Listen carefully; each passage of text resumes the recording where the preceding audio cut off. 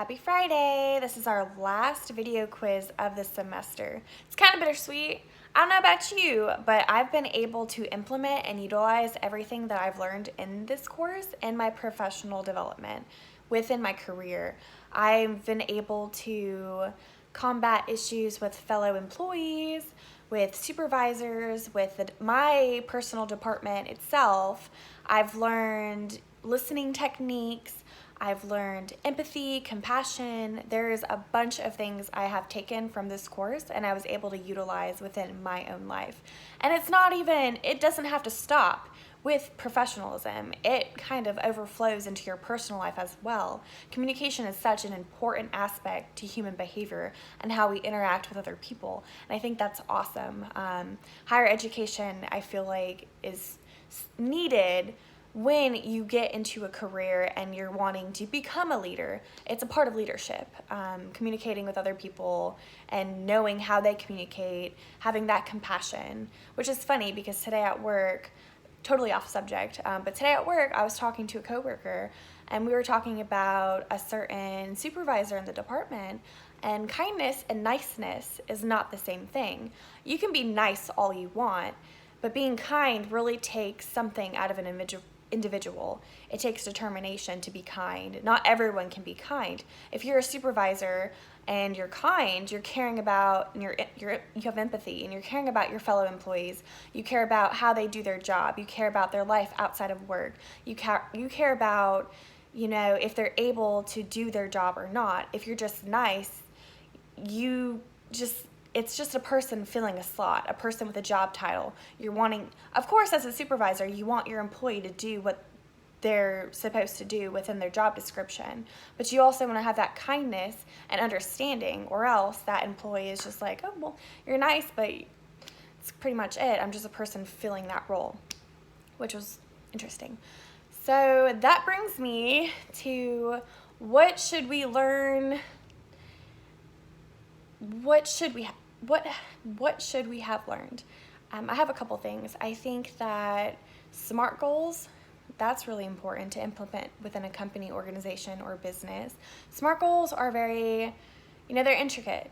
They're thorough. You're able to when you make a SMART goal, you're able to follow it out. And obviously, I know I've learned about SMART goals in many of my other classes, and I'm sure many of you have learned about SMART goals too. So that's a really good subject to touch base on, just to explain what it is and why it's important to an organization, company, business, why it's important to the employees. Personally, at my place of employment, I actually just had my 1 year evaluation yesterday, and when I first started, I had to make a SMART goal, and I reflected back to my 1 year when I made that SMART goal to see if I accomplished that or not. And I feel like goals are continuous. Once you hit it, you keep on trying to strive to make more goals to complete, so I thought that was really interesting, or to implement into future courses. The next thing would be the goals and objectives of an employee. So maybe the hiring process. If you're a supervisor, within the interview, you're asking your candidate, what are your goals? What are your objectives? What do you gain? What do you seek to gain out of this position? Something of that sort. I think that would be beneficial because a lot of supervisors tend to hire their employees just because they need somebody to fill that role.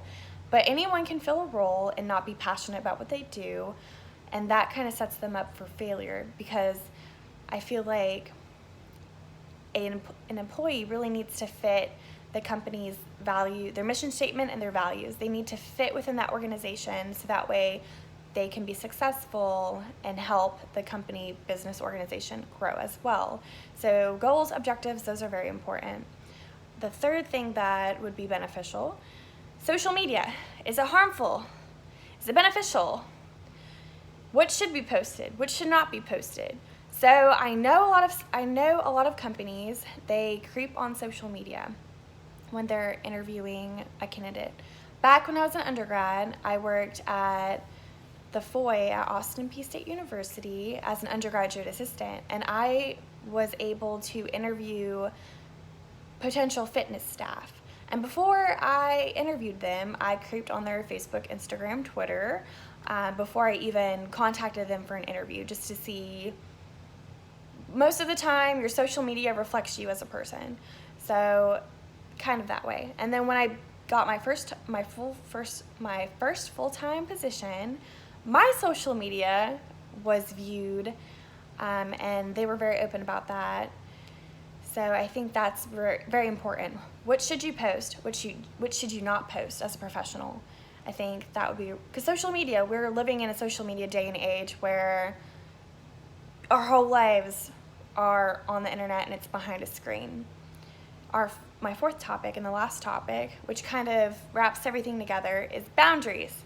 So boundaries with yourself, boundaries with coworkers, boundaries with your supervisor, boundaries with social media, boundaries. Such an important topic. Another important aspect to communication or any basic human behavior is boundaries. You're in a workplace, and your relationships with your peers say a lot, because if you don't have any boundaries, then that's where we get sexual harassment cases. That's where we get employees that don't feel comfortable, or maybe, I'm trying to think of a good way. I'm the type of person who's a people pleaser. If my boss actually told me a couple days ago that I'm a workaholic, and she creates boundaries for me so that way I don't burn out, because I'm the type of person who's like, yes. I'll say yes, even though I don't want to say yes. I don't want to do this task at all, but I'm going to do it. So I'm right here, and my boundaries are being pushed, and now I'm at the end of the wall, and I can't go any further, and I just burn out.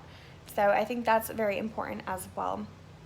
Communication is such an important aspect to human behavior within any type of interpersonal relationship, professional, personal, anything. So I think that this course was very beneficial, and those are the 4 topics that I would like to see further explored within organizational communication.